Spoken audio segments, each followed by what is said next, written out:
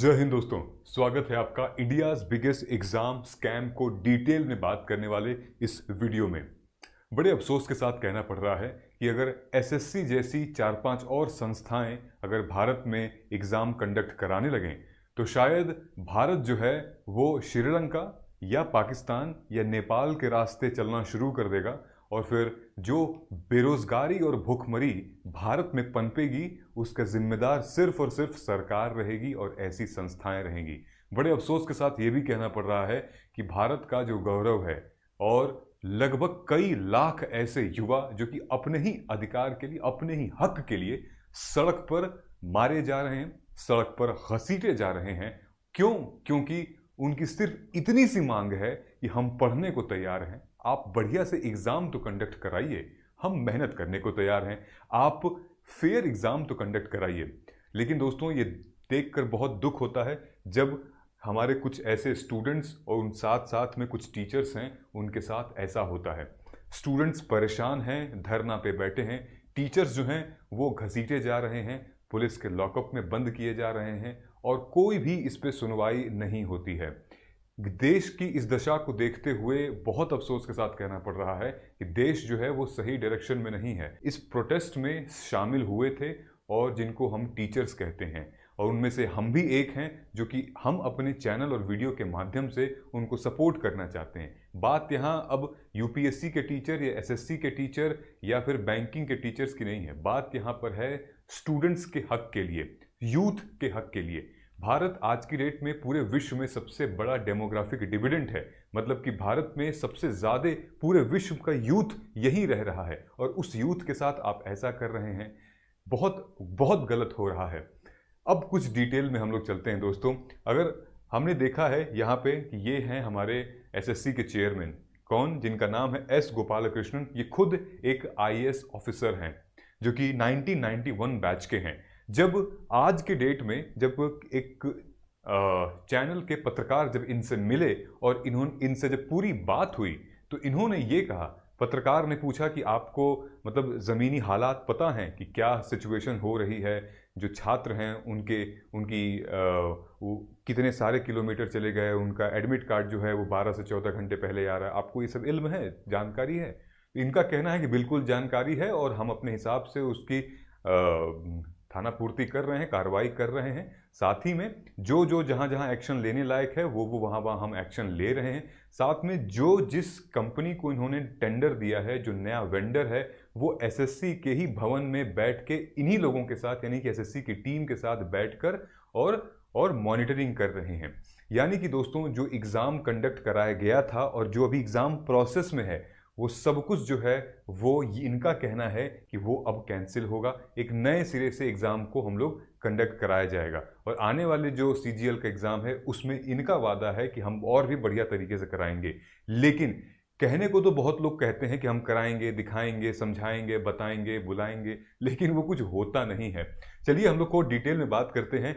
आज एसएससी ने एक और बहुत बड़ा लॉलीपॉप दिया है। असल में क्या है, लॉलीपॉप क्यों कह रहे हैं इसको? क्योंकि सही समय पे ये चीज़ आई है, इसको लॉलीपॉप ही कहा जाएगा। मतलब ये वो है जैसे कि यूपीएससी ने प्रतिभा पोर्टल लॉन्च किया था कि जितने भी इंटरव्यू अपीयर्ड कैंडिडेट और जिनका फाइनल लिस्ट में सिलेक्शन नहीं हो रहा है वो अब क्या करेंगे, वो उनको अब अलग अलग प्राइवेट या फिर जो पीएसयूज हैं उनको अब सोर्स करेंगे, मतलब वो उनको हायर कर सकती है। मतलब एक बढ़िया, एक अच्छी स्टेप किया गया है। लेकिन एसएससी ने भी सेम यही चीज़ कॉपी की है। आज जो नोटिफिकेशन आई है एसएससी की वो यही बताती है कि जितने भी कैंडिडेट उनको जो कि फाइनल सिलेक्शन उनका नहीं हो पाया है, फाइनल लिस्ट में वो किसी मार्क्स से रह गए हैं, तो उनका स्कोर जो है वो पब्लिकली अवेलेबल कराया जाएगा प्लेटफॉर्म पे, पोर्टल पे, जिसके थ्रू देश भर के जितने भी एम्प्लॉयर्स हैं उनका डेटाबेस देखेंगे, वो उनको कॉल करेंगे। ये डिटेल्स हैं उनकी, education qualification, ranking, email address वगैरह। तो क्या क्या मतलब तुक बनता है कि इस समय इतना गंभीर मामला है और आपको सामने खुलकर आकर कुछ और मतलब थोड़ा सा दर्द पे मरहम लगाने की बजाय आप ऊपर से ये दे रहे हैं ताकि हाँ कुछ बच्चे शांत हो जाएं। तो बच्चे इतने नादान भी नहीं हो, ना टीचर्स इतने नादान हैं। ऑलराइट। अच्छा, दूसरी चीज़ क्या है, ये जो पूरा का पूरा एग्ज़ाम की प्रक्रिया है जिसके बारे में ये पूरा घोटाला हुआ है, जो पूरा मतलब एक नेग्लिजेंस हुआ है, घोर नेग्लिजेंस, इमेंस नेग्लिजेंस हुआ है। कैसा नेग्लिजेंस अभी बात करते हैं हम लोग। ये डेट, ये वही एग्ज़ाम है दोस्तों जबकि नोटिफिकेशन आई थी हमारी जून में और कहा गया था कि 24 जून को आखिरी लास्ट डेट सबमिट करने की है, और जो फाइनल एग्ज़ाम की जो डेट है वो हमारी ये चल रही थी लगभग 24 जुलाई से लेकर, और अब भी अगस्त में ये जो पूरा का पूरा मामला है वो भी चल रहा था। ये 24 जुलाई से लेकर 4 अगस्त तक टेंटेटिव बताया जा रहा है, ठीक है। तो यही वो एग्ज़ाम प्रक्रिया चल रही थी। तो प्रॉब्लम क्या हुई, अब जैसे कुछ यहाँ पर अगर आप देखेंगे ध्यान से तो हमारे कुछ फैकल्टी हैं, ऐसे टीचर्स हैं जो कि सपोर्ट कर रहे हैं इन सारे स्टूडेंट्स को।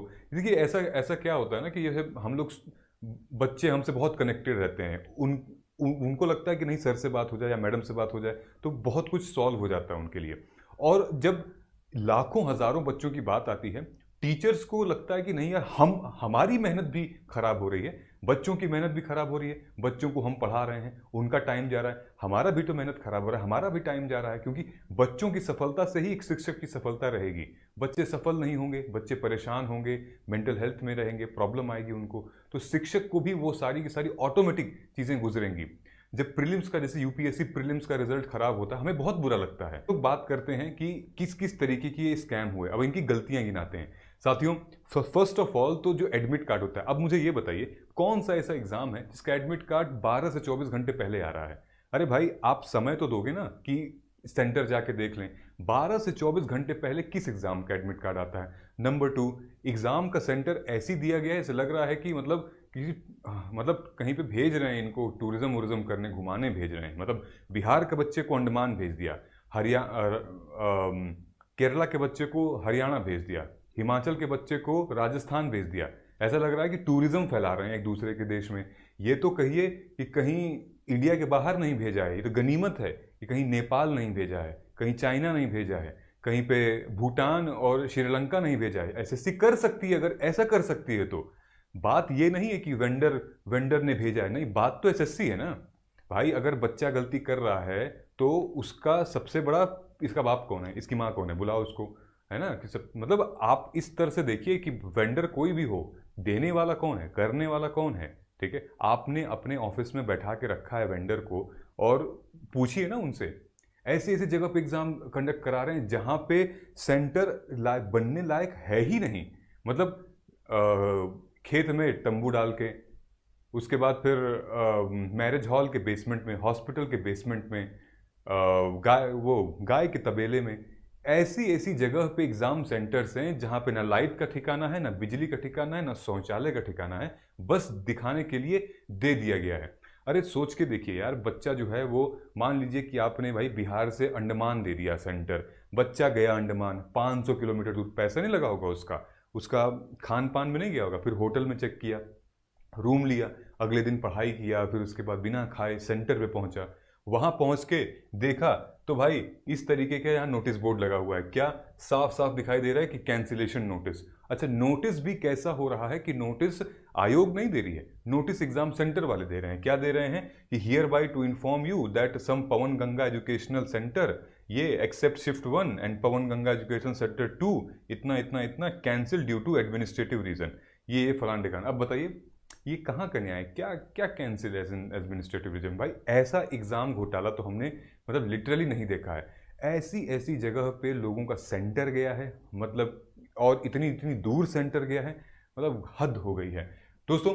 ये देखिए, ये एक वीडियो हमें मिला था, ये जिस एग्ज़ाम का सेंटर जहाँ पड़ा था वो कंप्यूटर ऑपरेटर यहीं पे थे, और बच्चे, ना कंप्यूटर चल रहा था, ना माउस चल रहा था, बिजली चली जा रही थी, हैंग कर रहा था इनका कंप्यूटर, कीबोर्ड पे 10 बार मारने पे तो वो हैंग कर जा रहा था। ऐसे सिचुएशन में आप क्या एग्ज़ाम कंडक्ट कराओगे? क्या हम विकसित भारत बन सकते हैं क्या अगले 25 साल में? बिल्कुल नहीं बन सकते अगर ये सारी चीज़ें होंगी तो। जैसे ये जो कैमरामैन है वो यहीं भी ये शायद यहाँ पे इन्विजिलेटर थे, इनसे जब पूछा गया तो इन्होंने बोला हाँ बिल्कुल देरी हुई है, 15 मिनट देरी हुई है। आप एग्ज़ाम सेंटर पे बच्चा 5 मिनट अगर डिले हो जाए, 2 मिनट डिले हो जाए तो आप दरवाज़ा बंद कर देते हो, लेकिन ये सारी चीज़ें घटिया बात आप कर रहे हो, कौन जिम्मेदार है इसके लिए बताइए। आप एड्रेस क्यों देते हो, अपना एड्रेस देते हो, फिर 3 ऑप्शंस चुने जाते हैं कि आप इन तीनों ऑप्शंस में से किसी एक जगह पर आपका सेंटर होना चाहिए, राइट। चाहे वो आसपास दिल्ली हो गया, नोएडा हो गया, गाजियाबाद हो गया। आपने भाई उठा के सीधे कन्याकुमारी भेज दिया, आपने किस बेसिस पे भेज दिया कि क्या, ना तो मेरा आधार कार्ड वहाँ का था, ना तो मेरा कहीं लोकल एड्रेस वहाँ का था, आखिर क्यों भेज दिया आपने। ऐसी ऐसी सिचुएशन में अब बच्चा करे तो क्या करे। तो सिचुएशन क्या है, इंडिविजुअल लेवल पर, मतलब बच्चे के लेवल पे, एक इंडिविजुअल लेवल पर क्या नुकसान होगा आप समझ सकते हैं ना। बच्चे का एक तो विश्वास, एक तो पूरे साल तैयारी करता है, वो गया, उसके बाद पैसा गया, मेंटल स्ट्रेस अलग है, उम्र बढ़ रही है, उम्र तो घट तो रही है ना, उम्र बढ़ रही है, उसमें पैसा जा रहा है, उसके बाद खुद से सेल्फ कॉन्फिडेंस लूज होता है।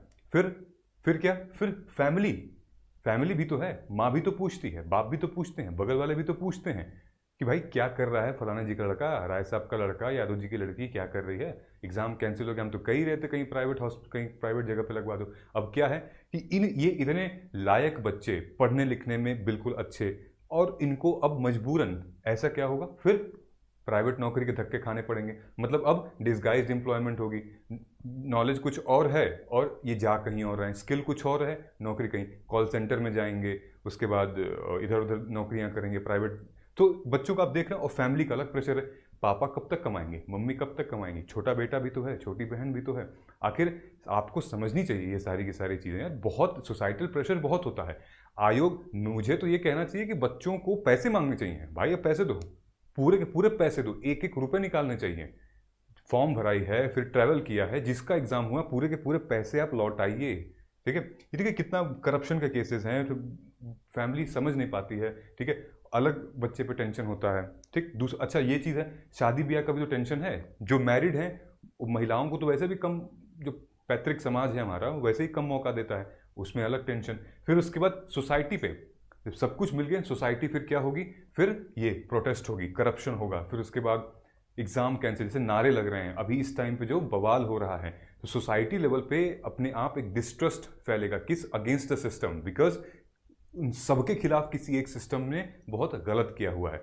वही है ना जी कि अगर आप किसी के आवाज़ को पर बहुत लंबे टाइम तक अगर आप दबाते रहोगे, सप्रेस करते रहोगे, एक दिन तो ज्वालामुखी फूटेगी ही। तो सुधर जाओ आप, सबसे पहली बात सुधर जाइए, वरना बहुत बहुत दिक्कत होने वाली है, न सिर्फ आपको बल्कि पूरे के पूरे देश भर को। जितना भी हमने कुछ गंवाया है, कमाया है ना, जितना भी कमाया है पिछले 50 सालों में, वो सब हम गंवा सकते हैं अगर आप जैसे संस्थाएं नहीं सुधरेंगी तो। इसीलिए हम लोग ये नेशनल लेवल पे बात करते हैं। नेशनल लेवल पे हम भले, चलो हमने भाई मालदीव्स को पैसे दे दिए, हम यूके के साथ ट्रेड एग्रीमेंट कर आ रहे हैं, हमने ऑपरेशन सिंदूर भी किया है, सब गर्व होने वाली बात है। लेकिन अंदर क्या है, अंदर क्या चल रहा है, अंदर अगर ऐसे मतलब ऐसे लोग पनपेंगे तो भाई बड़ी मुश्किल हो जाएगा मतलब करने को।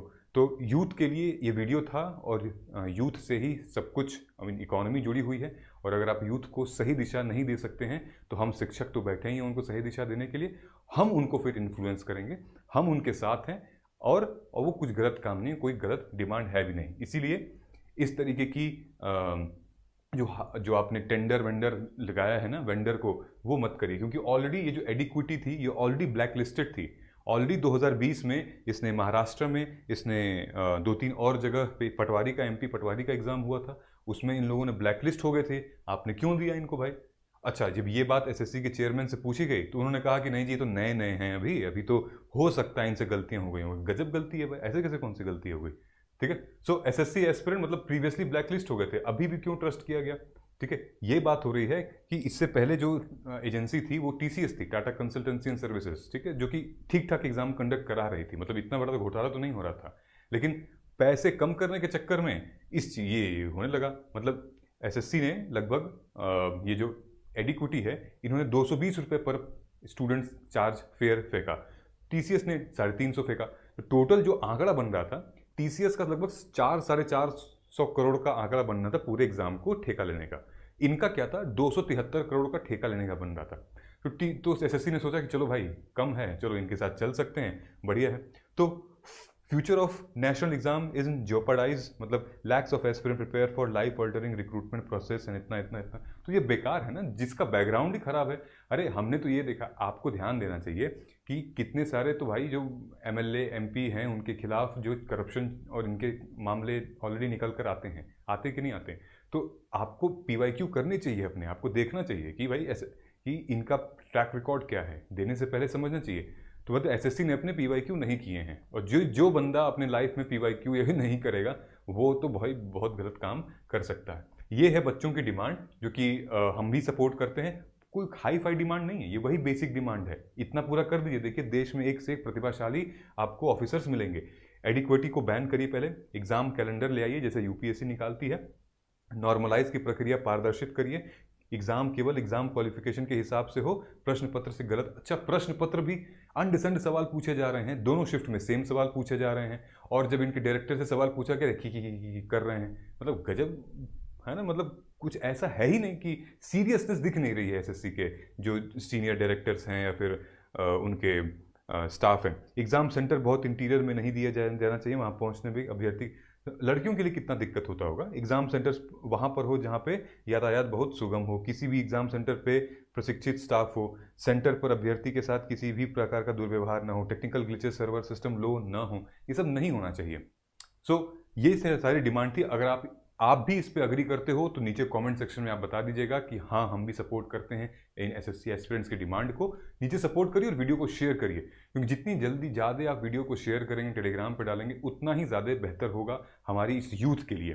तो आई होप कि चीज़ें थोड़ी सी हम लोगों को क्लियर हो गई होगी। मिलते हैं दोस्तों अपने अगले वीडियो में, तब तक आप अपनी लड़ाई जारी रखिए, हम अपने माध्यम से इस लड़ाई में आपका सपोर्ट कर रहे हैं। नमस्कार, जय हिंद, जय भारत।